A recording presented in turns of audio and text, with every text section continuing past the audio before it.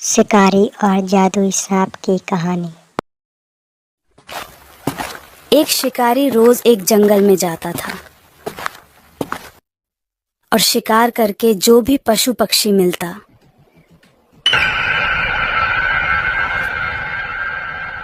उसे बाजार में ले जाकर बेच दिया करता था। जो भी पैसा मिलता उसी से अपने घर को चलाता था। एक दिन वह जंगल में शिकार करने गया। वाह, कितना सुंदर पक्षी है, इसका शिकार करता हूँ।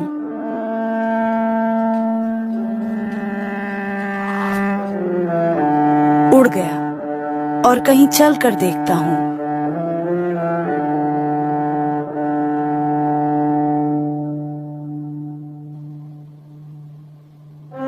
पास में ही एक पेड़ पर एक पक्षी बैठी थी। जैसे ही उस पर निशाना लगाता है वह भी उड़ जाती है। लगता है आज नसीब में नहीं है। अब क्या करूं? आज भूखा ही रहना पड़ेगा। तभी रास्ते में जाते हुए उसे एक सांप दिखाई दिया। कितना सुंदर और अजीब सांप है, इसके बगल से निकल जाता हूँ। तभी एक बाज उड़ता हुआ आया और सांप को पकड़कर उड़ गया। अरे उसे छोड़ दे, छोड़ उसे। लगता है ये ऐसे नहीं छोड़ेगा, इसे सबक सिखाना पड़ेगा।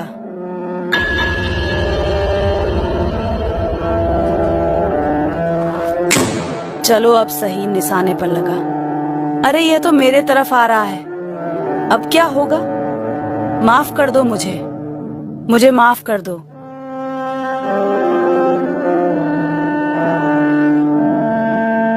आपने मेरी जान बचाई है। चलते चलते थक गया था, सोचा आराम कर लूं। मैं तुम्हें बहुत सारा सोना चांदी देता हूँ, चलो मेरे साथ दरबार में। मैं नागों के राजा नागराज का बेटी हूँ।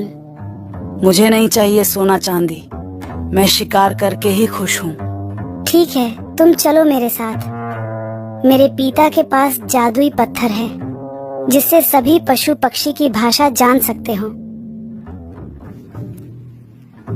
सांप शिकारी को अपने साथ नागलोक लेकर गया। तुमने मेरी एकलौती बेटी का जान बचाया है। जो भी कुछ मांगना चाहते हो मांग सकते हो।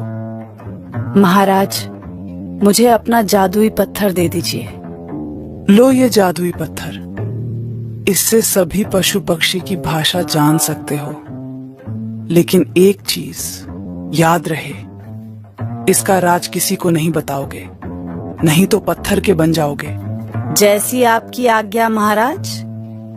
और शिकारी पत्थर लेकर चल देता है। एक दिन शिकारी पत्थर को लेकर शिकार करने जंगल में जाता है। तभी दो हिरण आ रही थीं आपस में बातें करते हुए। देखता हूँ क्या बातें कर रही हैं। आज हम लोगों ने बहुत सारा भोजन कर लिया है। आज चलकर अपने गुप्त जगह पर आराम करेंगे। ठीक कह रही हो, वहाँ कोई शिकारी नहीं आएगा। उनके पीछे पीछे शिकारी लग जाता है। चलो देखता हूँ इनका गुप्त स्थान कहाँ पर है। हिरण अपने गुप्त जगह पर पहुँच जाती है और आपस में बातें कर रही थी। तभी शिकारी को देख लेती हैं। इसे कैसे पता चला हमारे गुप्त स्थान के बारे में? शिकारी उन दोनों हिरण का शिकार कर लेता है और बाजार में बेच आता है। ऐसे ही करते करते वह जादुई पत्थर के वजह से बहुत धनवान बन जाता है। ऐसे ही एक दिन शिकार करने गया। उसने एक जगह पर दो चिड़िया को बैठे हुए देखा। देखता हूँ ये क्या बातें कर रही हैं। पत्थर को कान के पास लगाकर सुनने लगता है।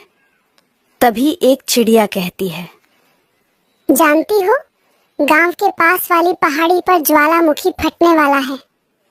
चलो सभी पशु पक्षियों को बता देते हैं, नहीं तो सभी मारे जा सकते हैं। गांव वालों को कौन बताएगा?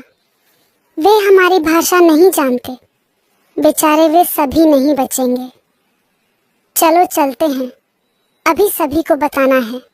शिकारी उनकी सभी बात सुन रहा था।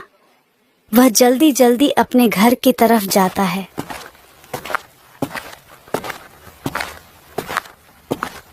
और सभी गांव वालों को एक जगह पर बुलाया। जो मैं कहने जा रहा हूँ, मेरी बातों पर कोई विश्वास नहीं करेगा, लेकिन यही सच्चाई है कि आज गांव के पास वाले पहाड़ी पर ज्वालामुखी फटने वाला है। इससे पूरे गांव का नुकसान हो सकता है। जितना जल्दी हो सके अपना सारा सामान लेकर गांव से दूर चले जाए, नहीं तो हम सभी मारे जाएंगे। तभी गांव वाले कहते हैं, तुम्हें कैसे पता चला कि ज्वालामुखी फटने वाला है? तुम झूठ बोल रहे हो। लगता है तुम्हारी कोई साजिश है। हम नहीं जाने वाले, तुम्हें जाना हो तो जा सकते हो। शिकारी गांव वालों का बहुत सिफारिश करता है। मैं सच बोल रहा हूँ, आज ज्वालामुखी फटने वाला है। जितना जल्दी हो सके मेरे साथ चलो। लेकिन गांव वाले जाने के लिए तैयार नहीं होते हैं। वह कितना भी समझ लेता है। एक आदमी कहता है, हम कैसे तुम्हारी बातों पर यकीन करें कि तुम सच बोल रहे हो? मैं तुम लोगों को नहीं बता सकता सच्चाई। मैं मजबूर हूँ, बहुत ही बुरा हो जाएगा। तभी सभी लोग एक साथ करते हैं, हम नहीं मानेंगे, हम नहीं मानेंगे तुम्हारी बात। शिकारी मजबूर हो जाता है और कहता है कि एक जान के बदले पूरी गांव की जान बच जाएगी। मुझे बताना ही होगा। शिकारी हार मानकर पत्थर की सारी बात बता देता है। यह एक जादुई पत्थर है, जिससे किसी भी पशु पक्षी की बातें सुन सकते हैं। मैंने 2 पक्षियों को बातें करते हुए सुना है, जिससे वह शिकारी पत्थर बन जाता है और गांव वाले गांव छोड़कर दूर चले जाते हैं।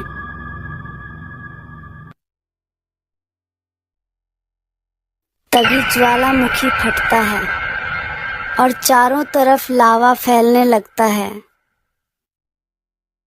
कुछ दिन बाद जब ज्वालामुखी शांत हो जाता है, गांव वाले वापस आते हैं। शिकारी को देख करके कहते हैं, हमने शिकारी पर विश्वास नहीं किया।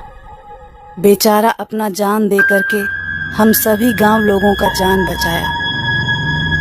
शिकारी बहुत ही धन्य है। शिकारी की जय, शिकारी की जय, शिकारी की जय।